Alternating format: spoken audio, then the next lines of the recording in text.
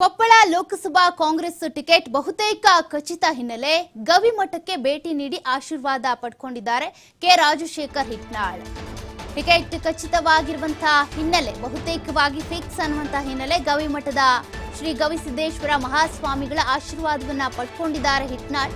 ಕೊಪ್ಪಳ ಕ್ಷೇತ್ರದ ಕಾಂಗ್ರೆಸ್ ಟಿಕೆಟ್ ಆಕಾಂಕ್ಷಿಯಾಗಿರುವಂತಹ ರಾಜಶೇಖರ್ ಅವರಿಗೆ ticket fix ಅನ್ನುವಂತಹ ಹಿನ್ನೆಲೆ ಕ್ಷೇತ್ರದಲ್ಲಿ ರೌಂಡ್ಸ್ ಅನ್ನ ಹಾಕ್ತಾ ಇದ್ದಾರೆ ರಾಜಶೇಖರ್ ಹಿಟ್ನಾಳ್.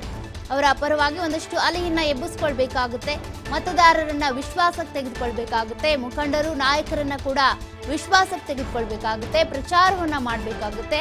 ಕಳೆದ ಬಾರಿ ಕೂಡ ಕಾಂಗ್ರೆಸ್ ಅಭ್ಯರ್ಥಿಯಾಗಿ ಕಣಕ್ಕಿಳಿದಿದ್ರು ಹಿಟ್ನಾಳ್. ಇದರ ಬೆನ್ನಲ್ಲೇ ಈ ಬಾರಿ ಕೂಡ ಟಿಕೆಟ್ ಬಹುತೇಕ ರಾಜಶೇಖರ್ ಹಿಟ್ನಾಳ್ಗೆ ಖಚಿತ ಎನ್ನುವಂತಹ ಮಾಹಿತಿಯ ಮೇರೆಗೆ ಗವಿಮಠಕ್ಕೆ ಭೇಟಿಯನ್ನ ಕೊಟ್ಟು ಆಶೀರ್ವಾದವನ್ನ ಪಡೆದುಕೊಂಡಿದ್ದಾರೆ.